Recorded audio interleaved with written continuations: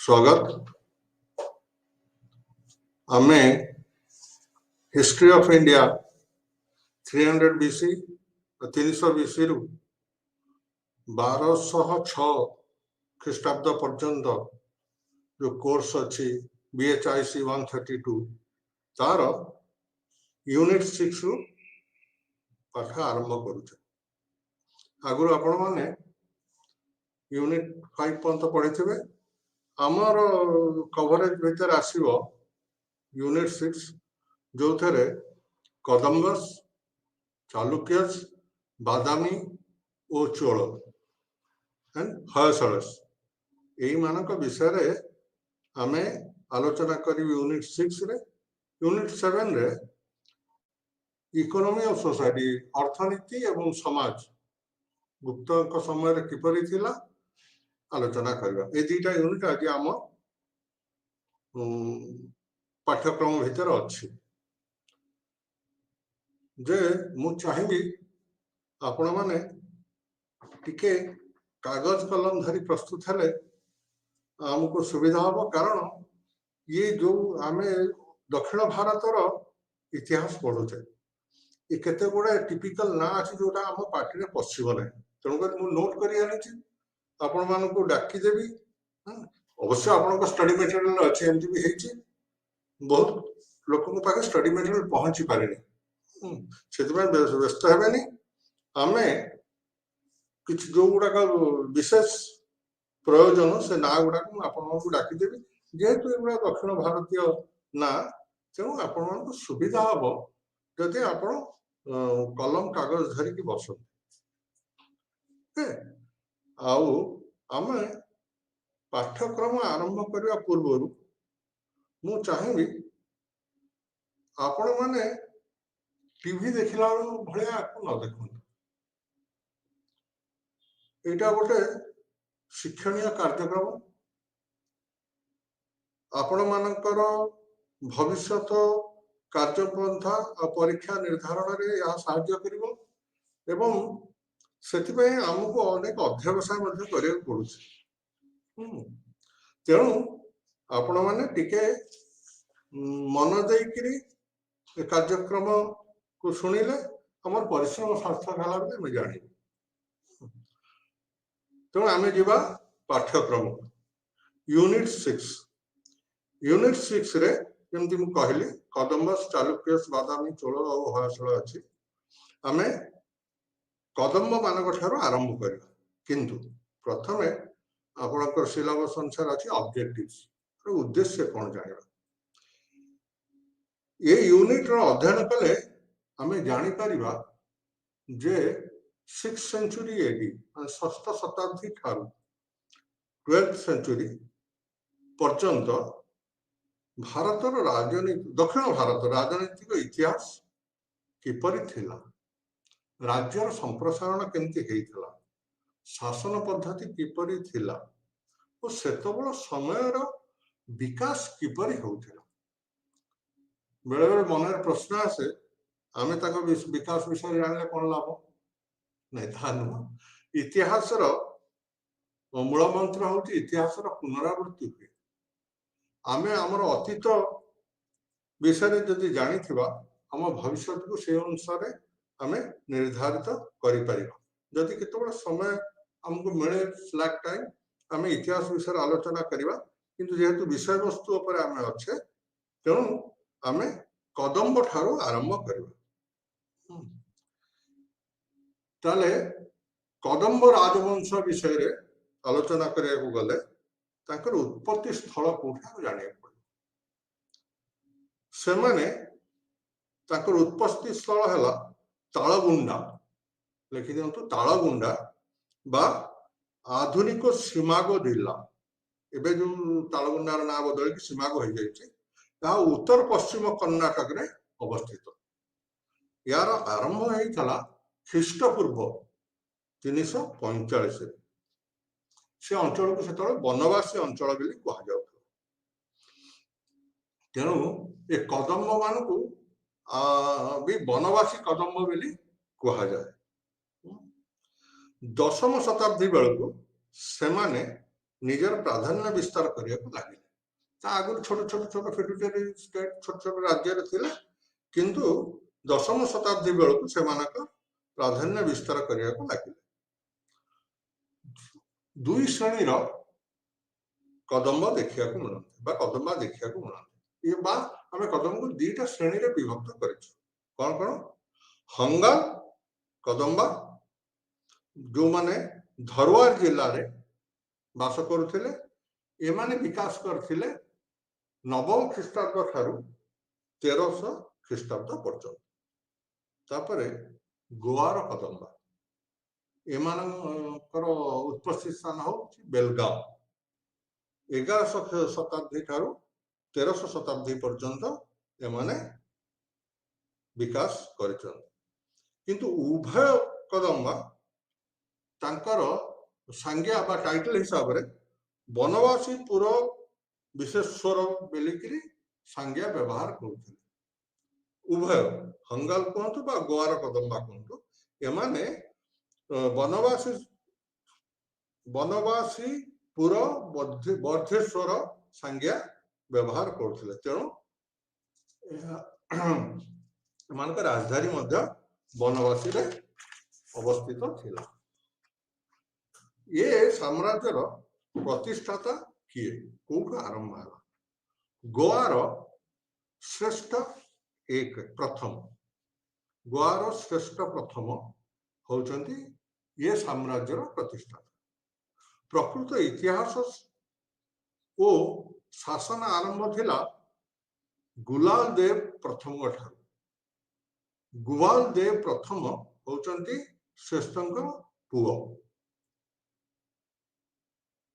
ତାମାନେ ଆମେ ବର୍ତ୍ତମାନ ଜାଣିଲେ କଦମ୍ବ ସାମ୍ରାଜ୍ୟର ପ୍ରତିଷ୍ଠାତା ହେଲେ ଶ୍ରେଷ୍ଠ ପ୍ରଥମ, ଏବଂ କିନ୍ତୁ ସେ ନାମକୁ ମାତ୍ର ପ୍ରତିଷ୍ଠାତା ଥିଲେ, କିନ୍ତୁ ସାମ୍ରାଜ୍ୟ ଆରମ୍ଭ ହେଲା ଗୁଲାବ ଦେବ ପ୍ରଥମଙ୍କ ଠାରୁ, ଯିଏ ତାଙ୍କର ପୁଅ ଥିଲେ। ଆଚ୍ଛା, ରାଜା କିପରି ଶାସନ କରୁଥିଲେ, ତାଙ୍କର ପାର୍ଷଦ କୋଉମାନେ ଥିଲେ? କେନ୍ଦ୍ରରେ ରାଜା ଥିଲେ ମଧ୍ୟ ସେତେବେଳେ ସମୟରେ କଦମ୍ବା ମାନେ ତାଙ୍କ ଶାସନକୁ ବିକେନ୍ଦ୍ରିତ କରିଥିଲେ। ରାଜ୍ୟ ତଥା ଜିଲ୍ଲାରେ ସମାନ୍ତର ସ୍ୱାୟତ୍ତ ଶାସନ ବ୍ୟବସ୍ଥା ଥିଲା ଓ ସେମାନେ ସ୍ୱାଧୀନ ଭାବେ ଶାସନ ପରିଚାଳନା କରୁଥିଲେ। କେନ୍ଦ୍ରରେ ରାଜା ଶାସନ କରୁଥିଲେ ମଧ୍ୟ ବନବାସୀ ଥିଲା ତାଙ୍କର ରାଜଧାନୀ। ବନବାସୀ ଠାରେ ତାଙ୍କର କେନ୍ଦ୍ର ସରକାର ଥିଲେ ମଧ୍ୟ ସେମାନେ ନିଜର ଯୋଉ ସ୍ୱାୟତ୍ତ ଶାସନ ବା ଜିଲ୍ଲା ଏବଂ ସ୍ଥାନୀୟ ଶାସନକୁ ସମ୍ପୂର୍ଣ୍ଣ ସ୍ୱାଧୀନତା ପ୍ରଦାନ କରିଥିଲେ। ଏମାନେ ଶାସନ କରୁଥିଲେ, ସବୁଥିରେ ରାଜାଙ୍କର ହସ୍ତକ୍ଷେପ ହଉନଥିଲା। ଯୁବରାଜ ଥିଲେ ଭାବି ଶାସକ। ଭାବି ଶାସକ ଭାବେ ଯୁବରାଜ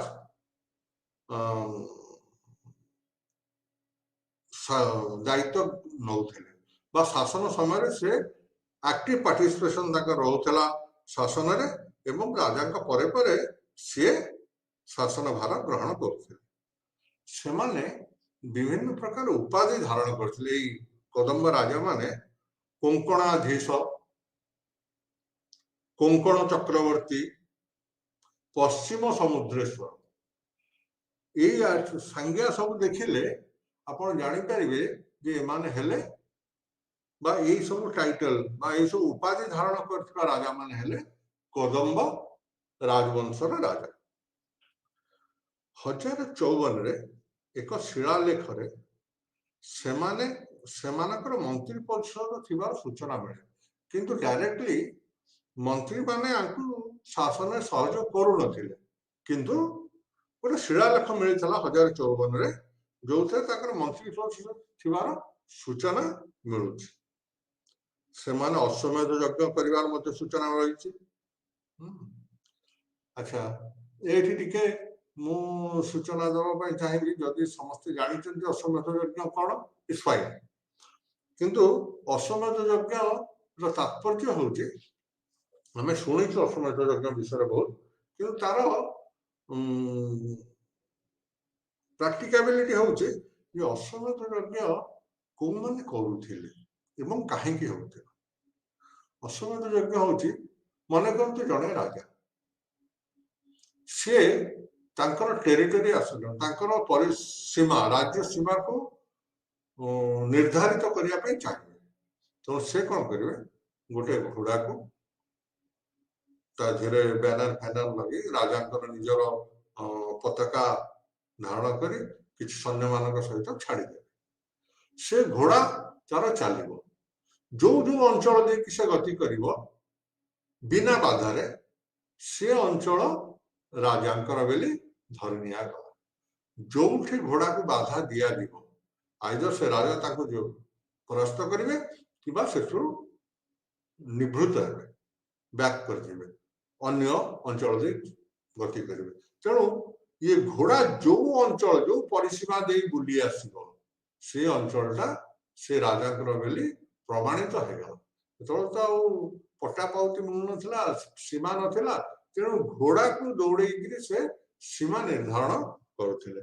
ଆଉ ଏମିତି କୁହାଯାଏ ସେ ଘୋଡ଼ା ବୁଲିକି ଆସିଲା ପରେ ତାକୁ ଯଜ୍ଞ କୁଣ୍ଡରେ ଆହୁତି ଦିଆଯାଏ। That is a controversial factor. ଆମେ we are not in favour of बळी प्रथा, तेणु we are not going to that. तेणु अश्वमेध परिवार समान सूचना रही ताने एमती घोड़ा साहाଯ୍ୟ ସେମାନେ ତାଙ୍କର ये सीमा निर्धारण କରୁଥିଲେ। ତାଙ୍କୁ ଶାସନରେ ସହଯୋଗ କରିବା ପାଇଁ କିଛି ସହଯୋଗୀ ଅଫିସର ଥିଲେ, ଯେମିତି ତନ୍ତ୍ରପାଳ, ପ୍ରଧାନ, ତାମ୍ବୁଳ, ପୁର ପ୍ରତାୟଗର, ମହାମାତ୍ର, ରାଜୁକ ଓ ଲେଖକ। ଆଉ ଥରେ ପଢି ଦଉଛି, ତାଙ୍କୁ ଶାସନରେ ସହଯୋଗ କରୁଥିଲେ ଏଇ ଅଫିସର ମାନେ ତନ୍ତ୍ରପାଳ, ପ୍ରଧାନ, ତାମ୍ବୁଳ, ପୁରୁ ପତାୟଗର, ମହାମାତ୍ର, ରାଜୁକ ଓ ଲେଖକ। ତାଙ୍କ ଶାସନକୁ ସେମାନେ ସୁଦୃଢ଼ କରିବା ପାଇଁ, ବ୍ୟବସ୍ଥିତ କରିବା ପାଇଁ ବିଭକ୍ତ କରିଥିଲେ। କେମିତି ଯେମିତି ଆମର ବର୍ତ୍ତମାନ ହଉଛି ଗୋଟେ ଦେଶକୁ ଆମର ରାଜ୍ୟ ହେଇଛି, ରାଜ୍ୟକୁ डिस्ट्रिक्ट सेतବେଳେ सेमती शासनर आंचलिककरण होता। साम्राज्य को टोटाल साम्राज्य को सेमाने भाग भाग करी भिस्यस भिस्यस बा जिल्ला रे विभक्त करते। यार शासक थिले मानेय। प्रत्येक भिष्य को किसी ग्राम रे विभक्त करा जायतिला। ये ग्रामर मुख्य थिले ग्रामिक बा एमती ओल्टा किसी ग्राम को लेकिन गोटे भिष्य, किसी भिष्य को लेकिन ताका साम्राज्य गठन हेतु सेमानकर निजस्व सैन्यबाहिनी और विचार विभाग थिला। कहार प्रत्येक ग्राम रे प्रत्येक भिष्य रे निजर निजर सैन्यबाहिनी और विचार विभाग रही। ये गला तांकर शासनर विवरण। तांकर अर्थनीति केमती थिला? अर्थनीति कहले तांकर पैसा कोठु आसुथला। पैसा कृषि और व्यवसाय उभय जगार पैसा आसुथला। मूल अर्थनीति तांकर ये दुटा हूँ मूल अर्थनीति। केम जानिबा? जने चीन परिव्राजक जुआन जांग आसीथिले से समय भारत परिव्राजन करथिले। से ताको विवरण रे लिखिथाନ୍ତି। अनेक बौद्ध मठ थिला, अनेक बौद्ध मठ थिला। बौद्ध मठ थिबार तात्पर्य होची ता माने लोक माने शांति रे थिले। बौद्ध धर्म विकास लाभ करथिला एवं वित्तशाली राजा थिले। अच्छा, यांकरी जुआन यांक विवरणी आमे तांकर अर्थनीति विषय एवं राजनीति विषय, सामाजिक व्यवस्था विषय किसी किसी सूचना पाऊ। से जलपथ देगी शासन करुथिले। गोवा गणदेवी, गणदेवी हूँ आधुनिक सुराट। ଗୋଆ ଆଉ ଆଧୁନିକ ସୁରାଟ ରୁ ସେମାନେ ତାଙ୍କ ଯାତ୍ରା ଆରମ୍ଭ କରୁଥିଲେ, ଯାଉଥିଲେ କୋଉଠି ପୂର୍ବ ଆଫ୍ରିକା ଏବଂ ଆରବ ସହିତ ତାଙ୍କର ବ୍ୟବସାୟିକ ସମ୍ପର୍କ ଥିଲା ବୋଲି ସୂଚନା ମିଳେ।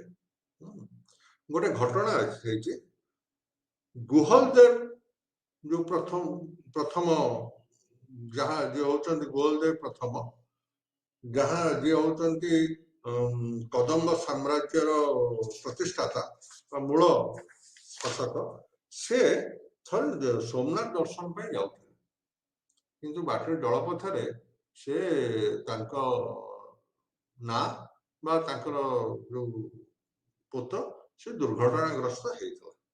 ତେଣୁ ତାଙ୍କୁ ରକ୍ଷା କରିବା ପାଇଁ ଜଣେ ଆରବର ବେପାରୀ ମହମ୍ମଦ ତାଙ୍କୁ ସେଠୁ ସମୁଦ୍ରରୁ ରକ୍ଷା କରି ଆଣିଥିଲେ। ତେଣୁ ସେ ଖୁସି ହେଇକିରି ମହମ୍ମଦକୁ ତାଙ୍କ ଅଞ୍ଚଳରେ ବା ବନବାସୀ ଅଞ୍ଚଳରେ ମସଜିଦ ନିର୍ମାଣ କରିବା ପାଇଁ ଅନୁମତି ଦେଇଥିଲେ। ତେଣୁ ଏଥିରୁ ପ୍ରମାଣିତ ହୁଏ ଯେ ତାଙ୍କର ଆରବ ସହିତ ଭଲ ବନ୍ଧୁତ୍ୱ ଥିଲା ଏବଂ ସାମ୍ରାଜ୍ୟ ବ୍ୟବସାୟିକ ସମ୍ପର୍କ ରହିଥିଲା। ଇଏ ହଉଛି ଆମର ସଂକ୍ଷେପରେ କଦମ୍ବ ମାନଙ୍କର ବିବରଣୀ। ଦେଖନ୍ତୁ ବହୁତ କମ ସମୟ ଭିତରେ ଆମେ ଯେହେତୁ ଦିଟା ୟୁନିଟ କଭର କରିବା, ତେଣୁ ମୁଁ ଇମ୍ପୋର୍ଟାଣ୍ଟ ଜିନିଷ ଗୁଡାକ ଯୋଉଗୁଡାକ ଆପଣମାନଙ୍କ ପରୀକ୍ଷା ଦୃଷ୍ଟିରୁ ବାଞ୍ଛନୀୟ ଏବଂ ଏକାନ୍ତ ଆବଶ୍ୟକ ସେଇଗୁଡିକ ଉପରେ ଆଲୋକପାତ କରିବି। ଏବେ ଆମେ ଆସିବା ଚାଲୁକ୍ୟ ମାନଙ୍କ ବିଷୟରେ ଜାଣିବା। ୟାଙ୍କୁ କୁହାଯାଏ ବାଦାମୀର ଚାଲୁକ୍ୟ। କାହିଁକି କୁହାଯାଏ ବାଦାମୀର ଚାଲୁକ୍ୟ? ଏହାର ଗୋଟେ କାରଣ ଅଛି। ଚାଲୁକ୍ୟ ରାଜବଂଶ ସାରା ଭାରତରେ ବିସ୍ତାରିତ ହେଇକି ଥିଲେ। ଅଯୋଧ୍ୟାରେ ଖାଲି 59 ଜଣ ରାଜା ଶାସନ କରିଛନ୍ତି ଚାଲୁକ୍ୟ ରାଜବଂଶର। ଆମେ ତାଙ୍କୁ ଏଠି ତାଙ୍କ ବିଷୟରେ ଆଲୋଚନା କରୁନି। ଆମେ କେବଳ ଦକ୍ଷିଣ ଭାରତରେ ଯୋଉ ଚାଲୁକ୍ୟ ରାଜା ମାନେ ଶାସନ କରିଥିଲେ, ଯେହେତୁ ଆମର ଇତିହାସ ବର୍ତ୍ତମାନ ଦକ୍ଷିଣ ଭାରତ ଭିତରେ କନଫାଇନ୍, ଯୋଉମାନେ ଦକ୍ଷିଣ ଭାରତରେ ଶାସନ କରୁଥିଲେ ତାଙ୍କରି ବିଷୟରେ ଆଲୋଚନା କରିବା। ସେଥିରେ 16 ଜଣ ଚାଲୁକ୍ୟ ରାଜା ଦକ୍ଷିଣ ଭାରତରେ ଶାସନ କରିଛନ୍ତି। ତେଣୁ ଯେହେତୁ ଆଙ୍କର ରାଜଧାନୀ ବାଦାମୀ ଥିଲା, ତେଣୁ ୟାଙ୍କୁ କୁହାଯାଏ ବାଦାମୀର ଚାଲୁକ୍ୟ। ବାଦାମୀ କହିଲେ ବର୍ତ୍ତମାନ ବିଜାପୁର ଜିଲ୍ଲା। ପୁଲକେଶୀ ପ୍ରଥମ ତାଙ୍କ ସମୟ ହଉଛି 543 ରୁ 566। ଏହି ସମୟରେ ସେ ବାଦାମୀ ନିକଟସ୍ଥ ଏକ ଗିରିଶୃଙ୍ଗକୁ ଦୁର୍ଗରେ ପରିଣତ କରିଦେଇଥିଲେ ଏବଂ ସେଠି ସେ ତାଙ୍କର ରାଜଧାନୀ ପ୍ରତିଷ୍ଠା କରିଥିଲେ। ତେଣୁ ତାକୁ ବାଦାମୀ ଚାଲୁକ୍ୟ ବୋଲି କୁହାଯାଏ। ଏ ଚାଲୁକ୍ୟ ମାନଙ୍କ ଉତ୍ପତ୍ତି କୋଉଠି ଏମାନଙ୍କର ସୃଷ୍ଟି ହେଲା, ଏମାନେ କୋଉଠୁ ଆସିଲେ, କଣ କଲେ, ୟା ଉପରେ ବହୁତ ବିବାଦୀୟ ମତ ରହିଛି। ତଥାପି ଯୋଉମାନେ ଆମର ପୂର୍ବତନ ଐତିହାସିକ ଯଥା ଡକ୍ଟର VS ସ୍ମିଥ କହନ୍ତି ଚାଲୁକ୍ୟ ମାନେ ଚପା ମାନଙ୍କ ସହିତ ସମ୍ପର୍କିତ। ଚପା ଗୋଟେ ପର୍ଟିକୁଲାର ଜାତି, ଚପା ମାନଙ୍କ ସହିତ ମାନେ ସମ୍ପର୍କିତ। এই ଚପା ମାନେ ହେଲେ ଗୁର୍ଜର ଗୋଷ୍ଠୀର। ଗୁର୍ଜର କୋଉମାନେ? ଯୋଉମାନେ ରାଜପୁତାନାରେ ଏବେ ବସବାସ କରୁଛନ୍ତି। ଗୁର୍ଜର ମାନଙ୍କର ପୂର୍ବପୁରୁଷ ମାନଙ୍କୁ ଚପା ବୋଲି କୁହାଯାଉଥିଲା ଏବଂ ଚାଲୁକ୍ୟ ହେଲେ এই ଚପା ମାନଙ୍କ ସହିତ ସମ୍ପର୍କିତ ବୋଲି VS ସ୍ମିଥ ମତ ଦିଅନ୍ତି। DC ସରକାର କହନ୍ତି ଚାଲୁକ୍ୟ ମାନେ ଦେଶୀୟ କନ୍ନଡ଼ କ୍ଷତ୍ରିୟ ପରିବାର, ଲୋକାଲ ଯୋଉ କ୍ଷତ୍ରିୟ ପରିବାର ଥିଲେ କନ୍ନଡ଼ କ୍ଷତ୍ରିୟ ପରିବାର, ଇଏ ଚାଲୁକ୍ୟ ମାନେ ତାଙ୍କରି ବଂଶଜ। ଆଉ ଗୋଟେ ମତ ବି ଆସେ ଓଡିଶାର ଶୂଳିକ ମାନଙ୍କ ସହିତ ସେମାନଙ୍କର ସମ୍ପର୍କ ଥିବା କଥା ମଧ୍ୟ ଜଣାପଡେ।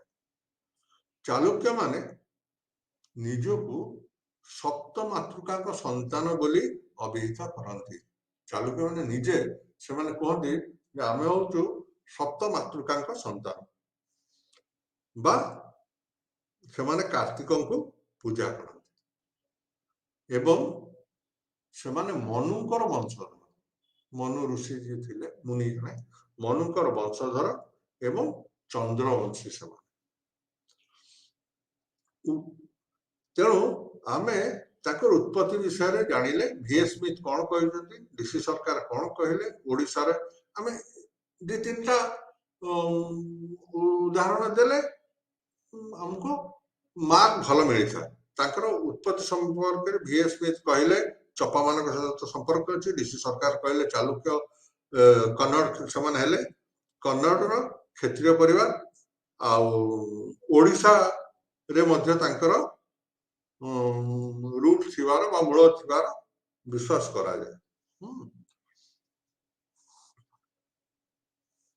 ଇଏ ହେଲା ତାଙ୍କର ଉତ୍ପତ୍ତି ସମୟରେ।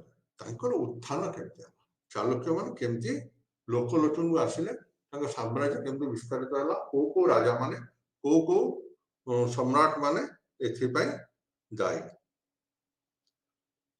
ସେମାନଙ୍କର ପ୍ରଥମ ପୁଲକେଶୀ ହଉଛନ୍ତି ଏଥିପାଇଁ ଦାବେଦାର ଯେ ତାଙ୍କରି ଯୋଗୁଁ ହିଁ ଚାଲୁକ୍ୟ ବଂଶ ବିସ୍ତୃତି ଲାଭ କରିଥିଲା। କିନ୍ତୁ କୀର୍ତ୍ତିବର୍ଦ୍ଧନ ହଉଛନ୍ତି ପ୍ରଥମ ରାଜା। ଆଉ ଥରେ କହିଦଉଛି କନଫ୍ୟୁଜ ଯେମିତି ନ ହବ। କୀର୍ତ୍ତିବର୍ମନ ହଉଛନ୍ତି ପ୍ରଥମ ରାଜା, ଯେ 566ରେ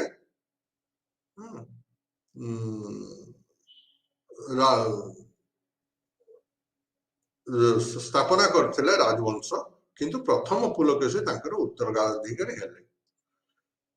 ପ୍ରଥମ ପୁଲକେଶୀ ଉତ୍ତରାଧିକାରୀ ହେଲା ପରେ ସେ ତାଙ୍କ ରାଜଧାନୀ ବାଦାମୀକୁ ଅଟ୍ଟାଳିକା ମନ୍ଦିର ଦ୍ୱାରା ଶୋଭାୟମାନ କରିଥିଲେ। ବହୁ ସୁବର୍ଣ୍ଣ ଏବଂ ଅଗ୍ନିଷ୍ଟୋମ ଯଜ୍ଞ ସମ୍ପାଦନ କରିଥିଲେ। କିଛି ଯଜ୍ଞ କରିକିରି ସେ ପ୍ରମାଣିତ କରିବା ପାଇଁ ଚାହିଁଲେ ଯେ ସେ ନିରଙ୍କୁଶ ଶାସକ, ଏକଛତ୍ରବାଦୀ ଶାସକ। ତେଣୁ ତାଙ୍କର କେହି ହେଲେ ତାଙ୍କୁ ଚ୍ୟାଲେଞ୍ଜ କରିବାକୁ ନାହାନ୍ତି। DC ସରକାର ମତ ଦେଇଛନ୍ତି ଯେ ଚାଲୁକ୍ୟ ମାନେ ଅଙ୍ଗ, ବଙ୍ଗ, କଳିଙ୍ଗ, ମଗଧ, ମହାରାଷ୍ଟ୍ରର କିଛି ଅଞ୍ଚଳ ତାଙ୍କ ଅଧୀନରେ ଥିଲା। ଆଉ ଥରେ କହିଦଉଛି, ତାଙ୍କ ବିସ୍ତୃତି ଚାଲୁକ୍ୟ ମାନଙ୍କର ଶାସନ DC ସରକାରଙ୍କ ମତରେ ଅଙ୍ଗ, ବଙ୍ଗ, କଳିଙ୍ଗ, ମଗଧ ଓ ମହାରାଷ୍ଟ୍ରର କିଛି ଅଞ୍ଚଳ ତାଙ୍କ ଅଧୀନରେ ଥିଲା। ପୁଲକେଶୀଙ୍କ ପରେ ଆସିଲେ ମଙ୍ଗଳେଶ, ସେହିପରେ କିନ୍ତୁ ତାଙ୍କର ସେମିତି ଆଖି ଦୃଶ୍ୟା କିଛି କୀର୍ତ୍ତି ନାହିଁ। ତାପରେ ଆସିଲେ ପୁଲକେଶୀ ଦ୍ୱିତୀୟ।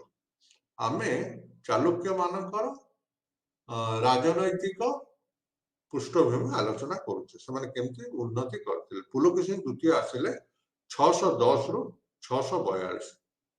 ତାଙ୍କୁ ଶ୍ରେଷ୍ଠ ନରପତି ଭାବେ ତାଙ୍କୁ ଅଭିହିତ କରାଯାଏ ଚାଲୁକ୍ୟ ବଂଶର।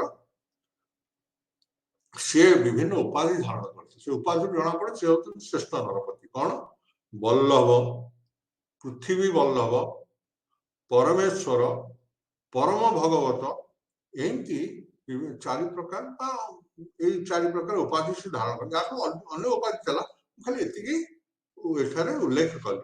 ବଲ୍ଲଭ, ପୃଥିବୀ ବଲ୍ଲଭ, ପରମେଶ୍ୱର, ପରମ ଭାଗବତ। ସେ ତ ସିଂହାସନ ଆରମ୍ଭ କଲେ ପୁଲକେଶୀ 2। ଆମେ ଆଲୋଚନା କରୁଛୁ ପୁଲକେଶୀ ଦ୍ୱିତୀୟଙ୍କ ବିଷୟରେ 610 ରୁ 642। ସେ ସିଂହାସନ ଆରୋହଣ କରିବା ସମୟରେ ବୈଦେଶିକ ଆକ୍ରମଣ ଥିଲା ଓ ଗୃହ ଯୁଦ୍ଧ ମଧ୍ୟ ଲାଗି ରହିଥିଲା। ତଥାପି ସେ ଏ ଘଡ଼ିସନ୍ଧି ମୁହୂର୍ତ୍ତରେ ନିଜକୁ ସବଳ ଭାବେ, ନିଷ୍କଣ୍ଟକ ଭାବେ ସିଂହାସନରେ ସ୍ଥାନିତ କରିବା ପାଇଁ ସମର୍ଥ ହେଇପାରିଲେ। ଜୈନ କବି ହେଲେ ରବି କୀର୍ତ୍ତି। ନା ଏଇଟା ଇମ୍ପୋର୍ଟାଣ୍ଟ, ଆମେ ବହୁତ ସମୟରେ ଆଙ୍କ ବିଷୟରେ ଜାଣିବାକୁ ପଡିବ। ରବି କୀର୍ତ୍ତି ଜଣେ ଜୈନ କବି, ଯିଏ ଲେଖିଛନ୍ତି ଆଇହୋଲ ଶିଳାଲେଖ। ଆଇହୋଲ ଶିଳାଲେଖ ହଉଛି ଗୋଟେ ଇମ୍ପୋର୍ଟାଣ୍ଟ ଶିଳାଲେଖ, ଯୋଉଥିରେ ହର୍ଷଙ୍କ ବିଷୟରେ ଏବଂ ବହୁତ ରାଜାଙ୍କ ବିଷୟରେ ବିବରଣ ରହିଛି। यार लेखक हेले, यार रचयिता हेले जैन कवि रवि कीर्ति। एइथिरु पुलकेशी द्वितीय विषय संपूर्ण विवरणी यही शिलालेखरु प्राप्ति होता है। पुलकेशी द्वितीय हर्षवर्धन को परास्त करी परमेश्वर उपाधि धारण करते। हर्षवर्धन पुलकेशी द्वितीय द्वारा परास्त होते। समय कदम्ब मान जो छोट छोट कदम्ब राजा सब थिले से कदम्ब राजवंश लोप पाई आउ जो छोट छोट राजा मान शासन करते परास्त करी से वनवासी को निज अधिकार को आनी कालरात्रि माने दुर्दश सेनानायक तेणु कालरात्रि कह। गोदावरी और कृष्णा नदीर अविवाहित अंचल अधीन को आसुला। गोदावरी और कृष्णा नदी ये दीटा मध्यवर्ती अंचल जोटा सेटा अधीन को आसुला। तेणु ये गोटे जिनस उल्लेखनीय जे दीटा नदीर अववाहिक मध्यवर्ती अंचल अत्यंत शस्य श्यामला एवं उर्वर प्रश्न ये उर्वर ये चाषबास भल होता, आमदानी भल होता, कर अधिका मिलूला एवं आर्थिक उन्नति यही अववाहिका ये अंचल दायी। पुलकेशी द्वितीय ये अंचल गोटे कौन पुरस्कार रूपे गोटे आशीर्वाद रूपे मिलता। से जो पैसा युद्ध जो अत्यधिक पैसा खर्च हुए, अधिक अर्थ खर्च हुए, से यही आयरु मेकअप करते परिशोध करते। पल्लव राजा को परास्त करी कांची दखल करते। कांची विषय आप शुणुथे से पल्लव मैंने शासन करते। पल्लव आप आगु सरी जाऊनी जाऊनी फले पल्लव राजा को परास्त कर कांची अधिकार करते। पल्लव माने भारी हिंसापरायण एवं प्रतिशोध परायण। विश्वास करा जाए से माने पुलकेशी को हत्या करते। कौन करबोरेटिव इतिहास मिलूनी तथापि ऐतिहासिक मान मत पुलकेशी ये पल्लव मान द्वारा निहत होते। आसतु आम द्वितीय पुलकेशी मूल्यांकन करवा केमती। से जड़े महान राजा थिले। मुस्लिम ऐतिहासिक ताबरी अनुसार जड़े मुस्लिम ऐतिहासिक ना हूँ ताबरी से लिखिले जे पारस्यर राजा खुश द्वितीय, पारस्यर राजा खुश द्वितीय जे शासन करते 625 से समय 625-26 बेलू पुलकेशी जड़े राजदूत दरबार को राजदरबार को प्रेरण करते, जहाँ को से अति ससम्मान सहित आग्रह सहित ग्रहण करते सम्मानित करते। ताने पारस्य राजा सहित पुलकेशी बहुत भल संपर्क रही। ये कथा आम जानुचे ऐतिहासिक ताबरी लेखा। परिव्राजक हुएनसा 641 दक्षिण भारत भ्रमण में जाइए। सेतबेले पुलकेशी राजधानी सूरत अवस्थित थिला। सामाजिक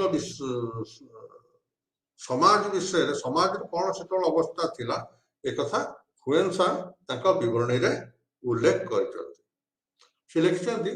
भारी बलिष्ठ एवं हृष्टपुष्ट लोक माने थिले। स्वस्थ थिले एवं स्वाभिमानी थिले, भीषण प्रतिशोध परायण थिले।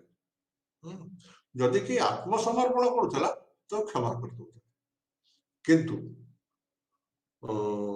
सेनापति मानू जो मानू से युद्ध परास्त करते से सेनापति मानू धरिले दंड दौन कौन करते शाढ़ी पिंधे छाड़ दे अधिकांश सेनापति माने एथरे अपमान बोध करी आत्महत्या करते साम्राज्यर विस्तृति थिला 836 माइल परिसीमा थिला 836 माइल व्यापी साम्राज्य थिला राजधानी थिला 5 माइल विस्तृत ये हूँ पुलकेशिन द्वितीय मूल्यायन से शासन केमती करते पुलकेशिन समय शासन केमती होता समग्र साम्राज्य रिष्ट बोली कहुला रिष्ट को पुणी विषय रे विभक्त करा विषय को नाड़ू नाड़ू ये जो टेक्निकल टर्म मन रखा से टिपी रखी दिंतु ग्राम जोटा को आम भाषा आम कहूँ भाषा से नाड़ू कहते केते गुड़ा नाड़ू को लेकिन विषय गठित होता केते गुड़ा विषय को लेकिन रिष्ट गठित यार ये शासन रे ये हूँ केंद्र शासन में कौ मान शासन सहयोग करते संधि विग्राहक अंतपुराध्यक्ष माने जो माने राज परिवार सिक्योरिटी दायित्व रखते संधि विग्राहक ये फॉरेन मिनिस्टर भंडारी जे कोषाध्यक्ष जे पैसा पत्र दायित्व रोता भंडारी कहला भंडार रक्षक से महादंड नायक जो माने मिनिस्टर ऑफ जस्टिस से दंड प्रदान करते आंचलिक शासन सर्वक्षुद्र ये थिला ग्राम ग्राम किसी ग्राम को लेकिन नाड़ू को लेकिन विषय को लेकिन रिष्ट अर्थनैतिक व्यवस्था केमती थिला भू राजस्व सिद्ध नामक एक कर से आदाय करते सिद्ध माने गृह कर होल्डिंग टैक्स जोटा आम बर्तमान कहूँ सिद्ध नामक से कर आदाय करते होल्डिंग टैक्स कहलाए कृषि आयर 10 भाग भागे 10 भांड नामक से कर को कहते 10 भांड जदि ना मन रोच चिंता नहीं आम एमती लिखिदेले भी चलो कृषि आयर 1/10 से कर आकार ग्रहण करते सिद्ध हूँ गृह कर 10 भांड हूँ 1/10 कृषि कर निरुणी नामक एक प्रकार कर से आदाय करते जोटा को जल कर आम कह जो जो अंचल को से जलसेचन जोगे केनाल नदी पानी व्यवस्था करते से अंचल से निरुणी नामक एक जल कर आदाय करते सामाजिक व्यवस्था कौन थी समाज अवस्था कौन समाज 4 प्रकार जाति थिले ब्राह्मण श्रेष्ठ स्थान अधिकार करते ब्राह्मण क्षत्रिय वैश्य शूद्र थिले वैश्य तो आम बर्तमान कहूँ से वैश्य न नारी मानकर स्थान कौन थिला नारी मानकर सम्मानजनक स्थान सर्वसाधारण प्रसंग में अंशग्रहण कर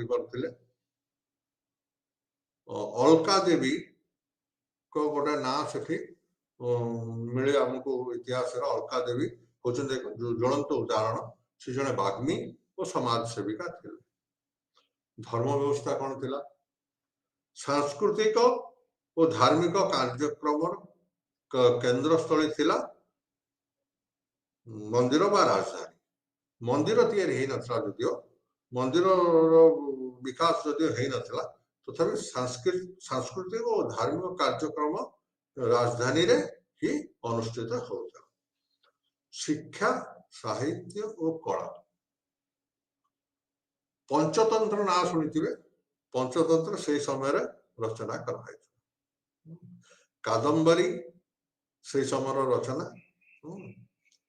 कालाहन नामक जड़े विख्यात लेखक थिले से समय से फ्लोरिश करथिले। ये होची चालुक्य मानकर संबंध रे एक समक्ष सूचना। आमे ना आसीबा चोल मान। चोल माने 11th century 1100 शताब्दी ठारू 1200 शताब्दी पर्यंत विकसित हेइतले। आधुनिक तिरुचिनापल्ली, तांजोर एवं पुरातन पुडुकोट्टाई राज्य एक अंश को नहीं चोल राज्य गठित होता। कोटा कोटा तिरुचिनापल्ली, आधुनिक तिरुचिनापल्ली, तांजोर और पुरातन पुडुकोट्टाई। ताकर सबुठु बड़ गुरुत्वपूर्ण पोताश्रय थिला जो पट से माने सामुद्रिक यात्रा करथिले कावेरी नदीर मुहाण कावेरीपाटनम। कावेरीपाटनम ठारू से माने ताकर नौ यात्रा आरंभ करी देश एवं विदेश विभिन्न स्थान सहित व्यावसायिक संपर्क करथिले। समान उत्पत्ति चोल मानक उत्पत्ति विषय रे आमे आम पाखे जहाँ जहाँ विवरण अछि ताहला यह अति प्राचीन जातीय कात्यायनी जिस पौराणिक लेखक से तांको रचना रे भी चोलक विषय रे उल्लेख कर।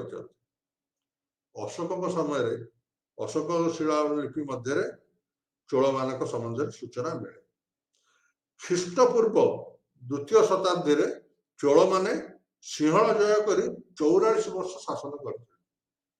सिंहल तांको अधीन थिला और चोल माने 44 वर्ष शासन करथिले बेली हमको सिंहल इतिहास रो सूचना मिले।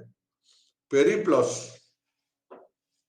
81 ख्रीष्टाब्द रे चोल राज्य दुई भाग में विभक्त होता कथा लिखिछन। पेरिप्लस नामक जड़े वैदेशिक ऐतिहासिक से 81 मसीह प्रथम शताब्दी रे चोल राज्य दुई भाग में विभक्त होगा कथा लिखिछन। टॉलेमी ऐतिहासिक टॉलेमी चोल राज्यर पोताश्रय विषय द्वितीय शताब्दी रे वर्णना करछन। तेणु ये हैला ओरिजिन चोल मानकर उत्पत्ति। मोटामोटी कहया को गले अति प्राचीन वंश हैला चोल वंश। ताकर सब आमे छोट छोट राजा विषय आलोचना करबा नहीं केवल ताकर प्रख्यात राजा जो माने चोल साम्राज्य को समृद्ध करिया पई अवदान देइछन से माने हेले राजाराज प्रथम जे शासन करथिले 985 रु 1014 ख्रीष्टाब्द पर्यंत एवं राजेंद्र चोल 1014 रु 1044। ये जो 30 वर्ष शासन भितर चोल साम्राज्य दृढ़ होता। ये राज्यर विस्तृति कौटला चोल राज्य आम क्या कहू कावेरी उपत्यका संपूर्ण रूपे चोल मान अधीन थिला। कावेरी उपत्यका गोटे शस्य श्यामल अंचल बोली आम आलोचना कर सारी। एटा चोल मान अधीन थिला। से माने क्षत्रिय राज्य थिले एवं सूर्यवंशी थिले एवं क्षत्रिय शिखामणि बोली निजको बोलौथिले। ये हूँ राज्य विस्तृति कावेरी उपत्यका संपूर्ण अधीन थिला। चोल प्रशासनिक व्यवस्था शासन केमती होता शासन चोल शासन करने दी प्रकार ऑफिसर कर्मचारी नियुक्त थिले। उच्च अधिकारी मानकु पेरुंदरम कहथे कहीदे उच्च अधिकारी मानकु पेरुंदरम कहला। निम्न अधिकारी मानकु शिरुदानम कहला। निम्न स्तर जो मान थे शिरुदानम कह भाषा लोकल एडमिनिस्ट्रेशन स्वयं शासन चोल साम्राज्य को 8टी मंडल विभक्त कर संपूर्ण चोल साम्राज्य को 8टी मंडल विभक्त कर प्रत्येक मंडल को बड़नाड़ू और कुरम बा कोटम रे विभक्त कर किछि कुरम को लेकर बड़नाड़ू गठित किछि बड़नाड़ू को लेकर मंडल गठित समग्र चोल साम्राज्य 8टी मंडल रे गठित होता। सहर गुड़ी को तनियार कह कारण आपण ये बही तनियार उल्लेख अच्छे तेणु सहर गुड़ी को तनियार कह प्रत्येक ग्राम रे उर ओ सभा रही ये जोड़े अनुष्ठान उर हूँ गोटे अनुष्ठान सभा हूँ गोटे अनुष्ठान ये उर सभ्य को मैंने हेबे जो मैंने जमीर मालिक है ब्राह्मण है नथिबे अब्राह्मण माने उर रो सभ्य हेबे एवं सभा रही ए अंचल मुख्य मुख्य लोक मान को लेकिन जो माने ये ग्रामर भल मंद विषय आलोचना निर्धारण कर वाणिज्यक सहर को नगरम कह जो सहर वाणिज्य कर नगरम कह कौन है उर आ सभा हूँ ग्रामांचल कहले अत्युक्ति हम ना प्रत्येक ग्राम चाषी चाष जमीर मालिक क्षुद्र शिल्पी और चाषी भृत्य बास करते ना सब जदि मन रखिपारे रखतु चाषी मान को कानियु दार कह चाष जमीर मालिक को उलुकुड़ी कह आम जब मन न रखिपर ओडिया एमती लेखिले संपूर्ण मार्क पाइबा चाषी चाष जमीर मालिक क्षुद्र शिल्पी चाष भृत्य नाडु नामक एक सभा थिला जो प्रतिनिधि माने मनोनीत हो आसुले जमती कहली उरु और सभा जोड़े मंडल जोड़े अनुष्ठान थिला नाडु बेली गोटे अनुष्ठान थिला जो प्रतिनिधि माने मनोनीत होकर आसुले नाडु कौन करुला कर आदाय करुला मंदिर बाड़ीर आय व्यय कार्य देखुला नाडुर कर्मकर्ता मानकर बदली होता ट्रांसफर होता गोटे नाडु आ गोटे नाडु ये गोटे चोल मानकर गोटे इम्पोर्टाट पॉइंट होचे ब्रह्मोदय एवं नगरम सिलेबस जो स्टडी मटेरियल रे ब्रह्मोदय और नगरम अच्छे बुझा पड़े कौन ब्रह्मोदय क्या कहते ब्रह्मोदय ब्राह्मण मानकर करमुक्त जमी जमा आउ थे कह ब्राह्मण माने जो जमी जमा को भोग करते कर दियंती नहीं ताकू कहा जाए ब्रह्मोदय ब्राह्मण मान को ये जमी सब दिखाई था विभिन्न कार्य करने से करते न करते अलग कथा किंतु करने दिखाई था किसी जमी जो जार आयु से भरण पोषण करते एमाने मंदिर निकटवर्ती अंचल रे बास करथिले जमी जमा मंदिर निकटवर्ती अंचल रे अवस्थित थिला नगरम कौन ये ब्रह्मोदय नगरम है कौन व्यवसायी मानकर अनुष्ठान को नगरम कहुए व्यवसाय को माने कह को माने श्रेणी अंतर्भुक्त जो माने कौलिक वृत्ति अवलंबन करुले लाइक कुमार कमार क्षुद्र चाष कुटीर शिल्प मोची ये माने हेले नगरम अधिवासी कारण नगरम रे एमानकर आवश्यकता रही धोबा भंडारी इत्यादि इत्यादि एमाने एमाने सेवा दियंती एवं नगर रे बास करती तेणु व्यवसायी माने गोटे अनुष्ठान करथिले ताकू कह जाउथला नगरम आउ एई मानकर प्रतिनिधि माने सेतरे अंशग्रहण करथिले विभिन्न अधिकारी मानकर साहाय्य रे शासन कार्य चालू रहुथिला मंत्री परिषद रहुथिला केंद्र शासन शासन सहयोग करिया पे मंत्री परिषद ताका भाषा रे कह जाउथला उत्तान कुटम पुरोहित रहुथिले राजगुरु रहुथिले तिरुमंदिर ओलाई जे मंदिर कथा बुझुले अधिकारी आउ गोटे जे राजकर विवरणी सब लेखिक रखुले बाइल केथ पाथ ये ना जब मन न रही राजा को विवरण लिखापी अभी जन अफिसर थे लिखिपारे यथेष हम से समय सुचिंतित कर आदायर व्यवस्था रही सामरिक बाहिनी और नौबाहिनी रही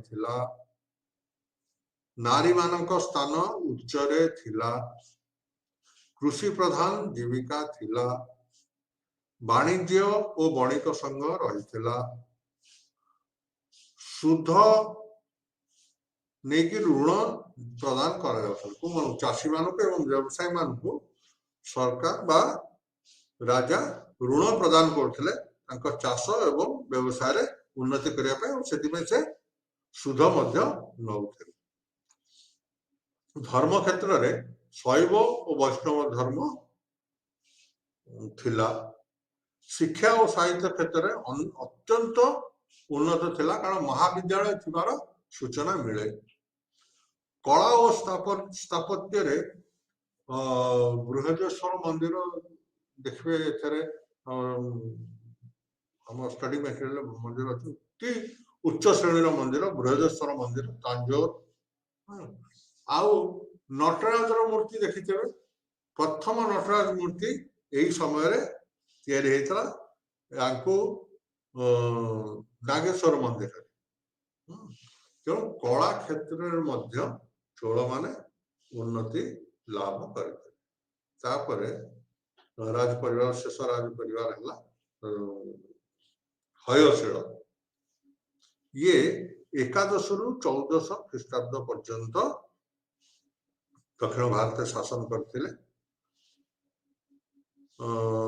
यांकु बेलूर ठारे राजधानी थिला हयशील मान राजधानी थिला बेलूर ठारे नृपकाम द्वितीय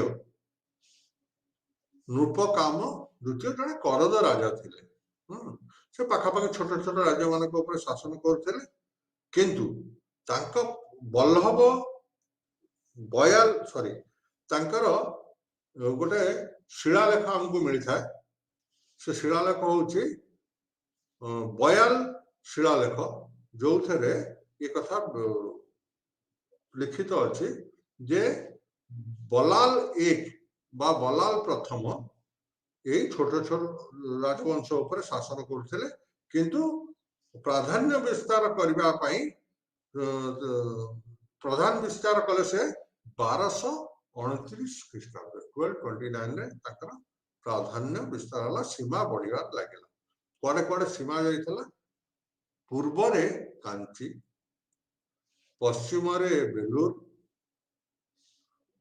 उत्तर रे कृष्णा नदी दक्षिण रे बायाल नाडु आउ थे कहीदे आप मैप रे देखिले यहाँ मन रखा सुविधा हम आमर ए मैप अच्छी स्टडी मटेरियल देखीदे पूर्व रे कांची पश्चिम रे बेलूर उत्तर रे कृष्णा नदी दक्षिण रे बायाल नाडु किंतु एमानकर पतन खूब शीघ्र हो जाइथिला कारण जो अलाउद्दीन भारत आक्रमण कले मालिक कपूर जन सेनापति थिले से नेतृत्व रे गोटे सैन्य बाहिनी आसिला 1310-11 से बलाल तृतीय को परास्त कर हयशील साम्राज्यर अंत करदेला एमाने सुल्तान मान मुसलमान मान परास्त होगा साम्राज्यर पतन हो राजा वो परिषद शासन केमती करते हयशील मान शासन केमती करते शासन करिवार पद्धति थिला दुष्ट निवाड़ी संथ पालिबा इंग्लिश में कहू डिवाइन राइट थ्योरी से ईश्वर परे द्वितीय प्रतिनिधि हेले से राजा से सर्वोच्च शासनकर्ता और विचारकर्ता थिले भगवान को छड़ा आउ कहीं नहीं राजा यही ମାନसिकता रखी शासन करुथिले।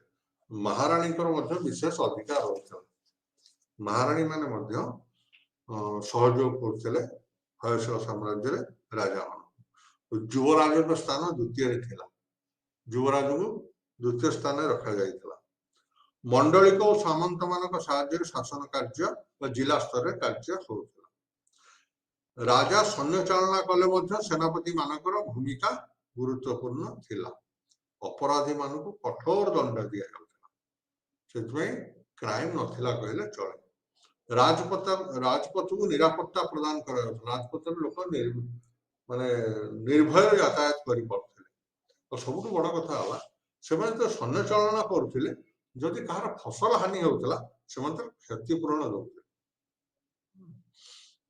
ये हूँ हयशल राजा मानकर शासन पद्धति राजस्व कर केमती आदाय करते गोटे 1/6 कर आदाय होता गोटे 1/7 चाष जमी जो आदाय होता कोठू 1/6 जमी जमार व्यवस्था अनुसार आउ माने 1/6 1/7 से आदाय करते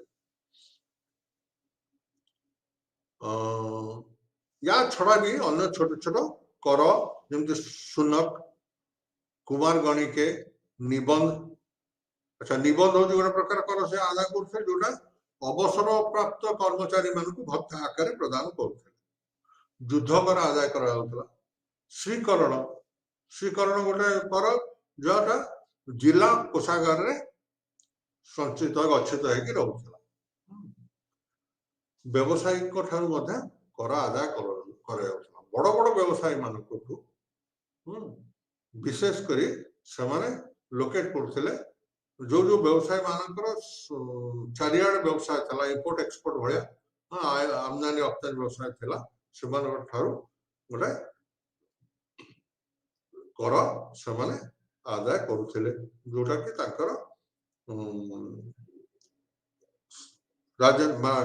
राज्य परिचालन सहयोग करुला अच्छा ये है हयशल साम्राज्य बा राजा मान विषय विवरणी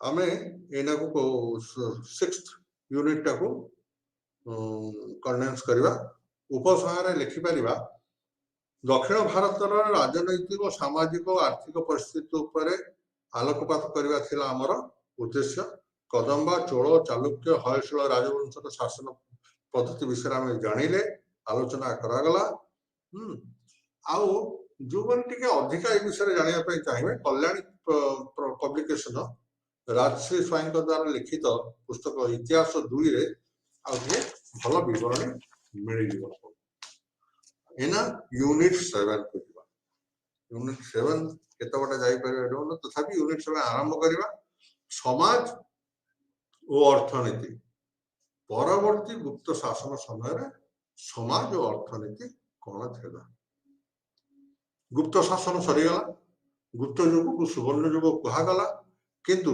परवर्ती समय गुप्त मानकर पतन आरंभ हो जाए आउ से सुवर्ण युग नहीं समाज किपरि थिला एवं अर्थनीति किपरि थिला यूनिट 7 आलोचना करवा कथा विषय वस्तु होची जमी बंदोबस्त उत्स कौन थिला जमी बंदोबस्त केमती करुथिले शहरी सभ्यता पतन हेइथिला ग्राम्य सभ्यतार रूपरेख कौन थिला कृषि भित्तिक समाज किपरि थिला कौन सब उत्पादन होथिला वर्णाश्रमर आरंभ और नूतन जातिर उत्पत्ति और नारी मानक स्थान कौन थिला जाति प्रथार अयम आरंभ हेगला या आगुरु वैदिक जुगरे जाति नथिला यही गुप्त समय जाति प्रथा आरंभ परवर्ती गुप्त समय भारतर अर्थनीति रे परिवर्तन लक्ष्य करा कौन पाई बा अवक्षय होता कौन पाई सैनिक ब्राह्मण शिल्पी और मंदिर सैनिक ब्राह्मण शिल्पी और मंदिर एमाने कर देउन फल इनकम कमीगला रोजगार कमीगला गुरुत्वपूर्ण सहर ये हूँ प्रथम पॉइंट द्वितीय पॉइंट हूँ द्वितीय पॉइंट हूँ गुरुत्वपूर्ण सहर यथा तक्षशिला कुसुम्बी पाटलिपुत्र पतन आरंभ हो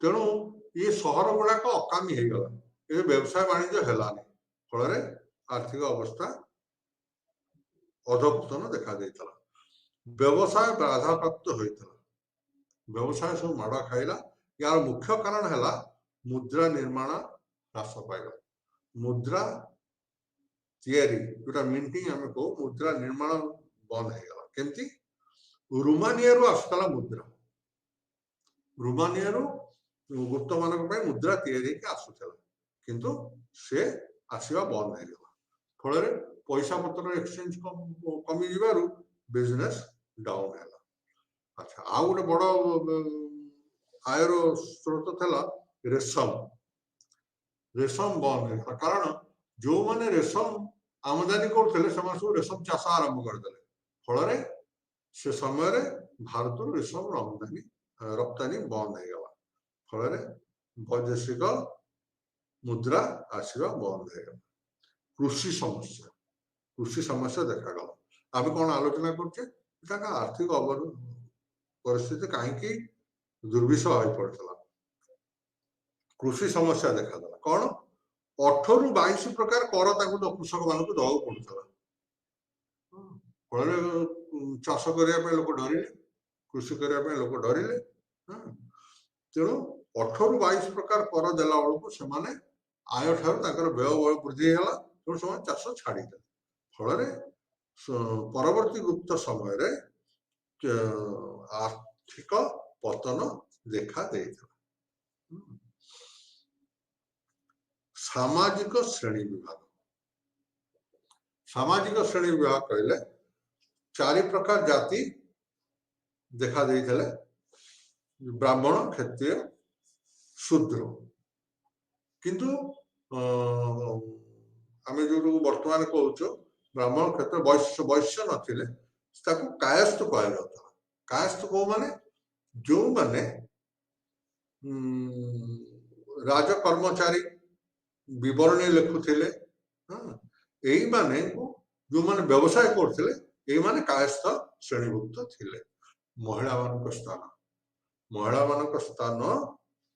अवनति होता कहीं बाल्य विवाह शिक्षा प्रोत्साहन नथिला अवश्य विधवा मान संपत्ति भाग मिलूला किंतु सतीदाह प्रथा प्रचलन आरंभ हो गला बृहत संख्यार उल्लेख अच्छे नारी मानकर कषण से परिलक्षित होता महिला मान स्थान अवक्षय होता व्यवसाय माड़ खाई समाज रे जाति विभाग जाति प्रथा वृद्धि पाई एवं आमे सारांश कहवा समाज रे अधपतन देखा देता सुवर्ण जुगर अवक्षय आरंभ हो जाता परवर्ती चैप्टर रे हमको अच्छी तार गुप्त मानकर समाज अर्थनीति छड़ा अन्य जो आस्पेक्ट सब रहा आम 8-9 रे आलोचना करवा तेणु आज आम कन्डेन्स कर दौचे आज अवसर गोटे आम कौन कौन आलोचना कले आम आलोचना कले यूनिट 6 एवं यूनिट 7 यूनिट 6 रे थिला कदम्बा चोल हयशील एवं चालुक्य मान विषय जानिले यार जाना पछरे जाना आवश्यकता कौन थी से समय ये हूँ आम पड़ोशी कथा आम ओडिशा बास करुचे आमर पड़ोशी राज्य में कौन घटुला आमर जाना दरकार कारण तार प्रभाव आम उपरे निश्चय पड़ुची एवं पड़ुथि तेणु आम इतिहास पढ़ी था जानवर आग्रह प्रकाश करने उचित मु अनुरोध करी इतिहास को आग्रह सहकार पढ़ा बांछनीय हम जो दिन आप इतिहास को पढ़ा को एंजॉय करेंगे ସେଦିନ ଆପଣ ସତରେ ଇତିହାସ को भल पाइबा लगे तेणिक आप पढ़े आमको किसी करने पड़ो हौ आज वाइंड अप कर काली अन्य नुआ 8 9 चैप्टर हमें आलोचना करें। धन्यवाद।